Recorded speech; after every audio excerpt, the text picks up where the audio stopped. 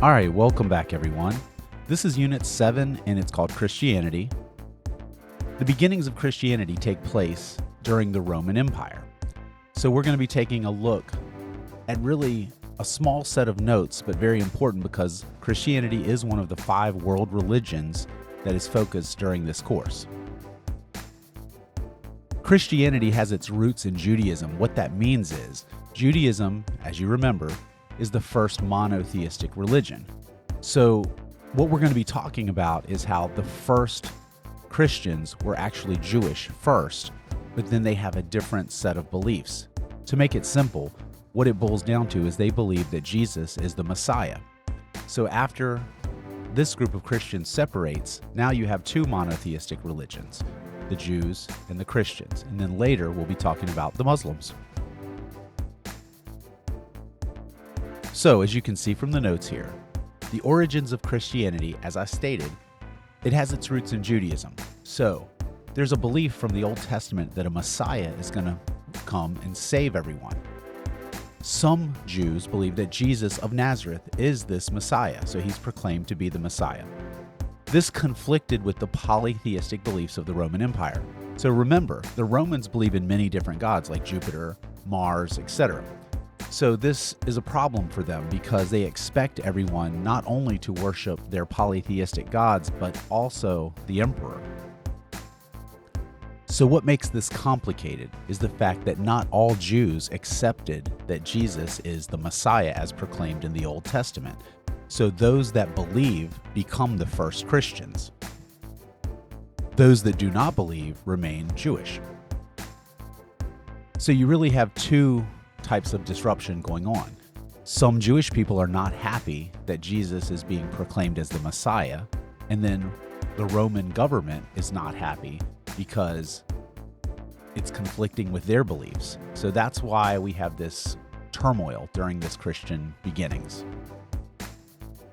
So the beliefs, traditions, and practices of Christianity, first and foremost, obviously, it's monotheism. They believe there's one God. Now, just so you understand, it is the same God that the Jews believe in, and also later the Muslims believe in. Christians believe that Jesus is both the Son of God and the incarnation of God. What is incarnation? So that means he is literally God on earth.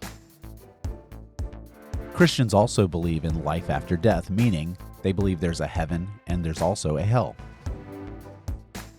Now, this is confusing for a lot of people. When we think of Christianity, most people say the Bible, meaning that's their holy text.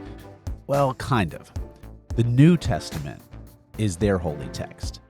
The New Testament contains the accounts of the life and the teachings of Jesus, as well as the writings of other early Christians. The reason we don't say just the Bible for Christians is because the Old Testament is really about the Hebrews, if you think about it. So the Bible is broken into the Old Testament and the New Testament. The Old Testament focuses before Jesus. The New Testament focuses on Jesus. Next, we have Christian doctrines established by early church councils. So doctrine is a set of beliefs in a church. So church councils are a group of people who get together and decide what beliefs they're going to have. They're deciding which beliefs are acceptable. And finally, we have the spread of Christianity. How did Christianity spread?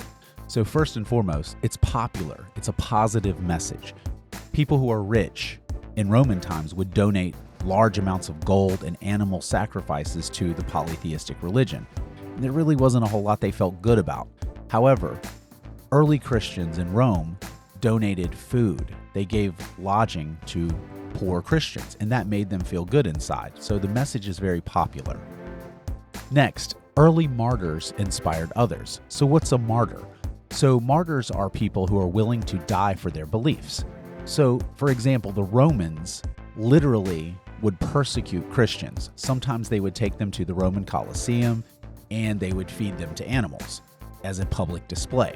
But what happens is it has the reverse effect that they intended. Many of the people in the audience felt sorry for them, or more importantly, they were inspired by them. What happens is they think to themselves, why would these people be willing to die for their religion? and it makes them interested and they start seeking out more information. But the most important is the apostles, including Paul, carried Christianity through the Roman Empire. So the abbreviation I always use for Christianity is CAP, C-A-P. Christianity spread by the apostles, including Paul. So who are the apostles? Many of you may have heard about Jesus' disciples. It's the same thing. So he has 12 disciples or 12 apostles. After Jesus' death, they spread out and go into different directions and they carry Jesus' message. Paul is famous because he is credited with spreading Christianity to non-Jews, meaning to Romans who believe in a polytheistic religion. So if you're Jewish, it's not that big of a step to transform to Christianity because really it boils down to, do you believe Jesus is the Messiah? However, if you're Roman, you believe in all these different gods that control different things, and it's a harder step to take. So that's why Paul gets credit for converting non-Jews into Christianity. Okay, so here's a released SOL question, and we're going to take a look at how I would expect you to do this. Look at the information box first. Believe in monotheism, Jesus. Now, Jesus is the key word. Once you see Jesus, that should be a real key for you. So these statements describe characteristics of early Christians. We associate Jesus with Christianity, but we still take the time to read the other answer choices, Buddhists, Muslims, etc. Okay, next, the Church of Rome. So that's Catholicism. Many of you have heard of the Catholic Church, but many of you probably don't know that's the first Christian church.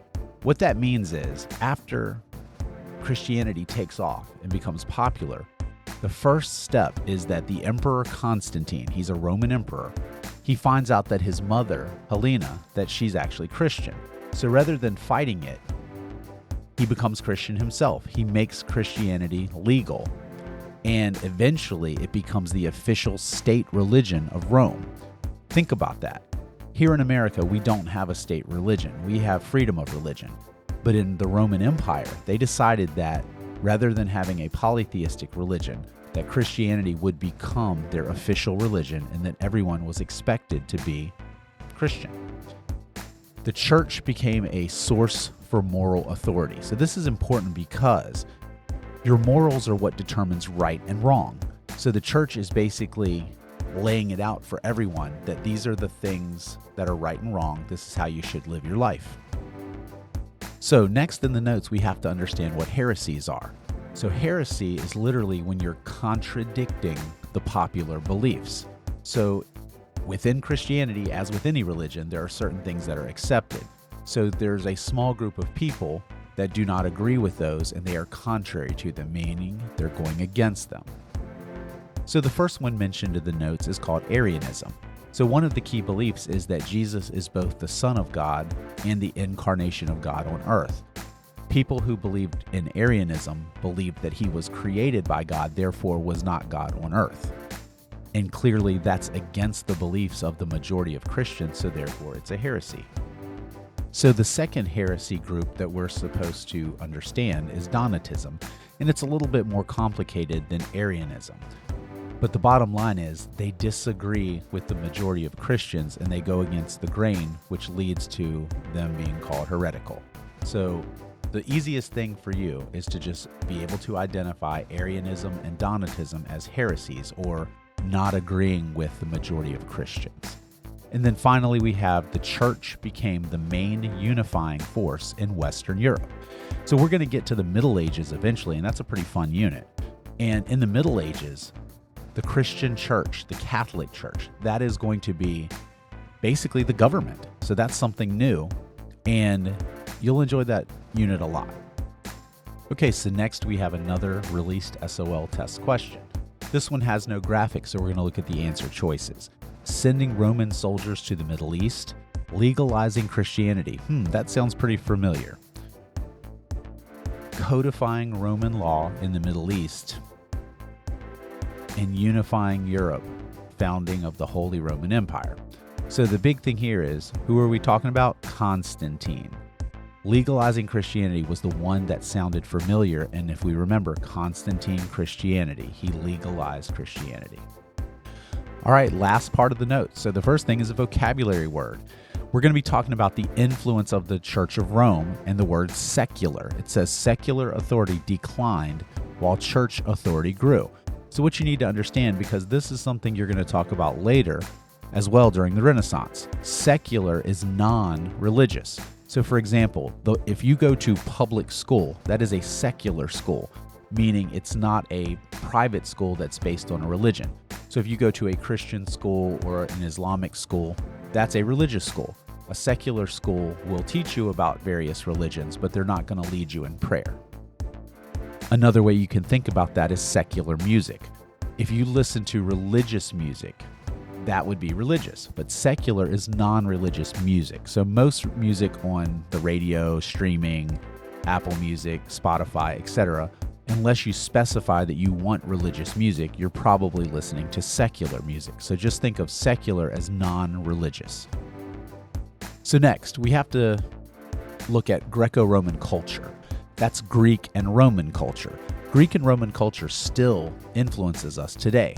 And one of the reasons is because it was preserved. When we get to the Dark Ages, you'll see how a lot of people lost the knowledge that the Greeks and the Romans had. But a monastery is a religious place for Christians where monks would live, and they would usually copy documents. They're almost like human copy machines, because obviously they didn't have those yet. So if you wanted a Bible, someone would have to hand write it for you. So these monasteries are where things like that occurred. So you should already know what missionaries are, because if you remember, we talked about Asoka's missionaries spreading Buddhism earlier. Now we're going to talk about Christian missionaries. They carried Christianity and the Latin alphabet to Germanic tribes. So that's another influence of the church. So next, the Pope anointed Charlemagne emperor in 800 AD. So first off, the Pope, he is the leader of the Catholic Church. Charlemagne is what becomes the first Holy Roman Emperor. He's a Frankish king, which is in France. France doesn't exist yet, but that's the land that later becomes France. So what this statement means, the significance of it is, the Pope has more power than Charlemagne. Now, in the Roman Empire, the emperor had all the power, but now the church has more power than the actual emperor. So piggybacking on the Pope, he's the leader of the Roman Catholic Church, but he can't serve everyone's individual needs. For example, if someone wants to get married. So there are parish priests that are spread out all through the regions, and they serve the social needs of the people. So if you need to get married, you don't have to travel to Rome. You can go to your local priest. So this unit is very short and very specific. There's not really any video game clips that I could put up as they wouldn't be really appropriate. So again, most of this unit, most of Christianity focuses on Jesus. So once you see Jesus, you should understand, hey, this is probably associated with Christianity. The other big factor is Constantine. Constantine is the Roman emperor who made Christianity legal. So next unit, we're going to talk about how Constantine also moves the capital from Rome to Constantinople. It's a city named Byzantium, but he changes the name after himself. So we'll get into that next unit. It's pretty interesting. So see you then.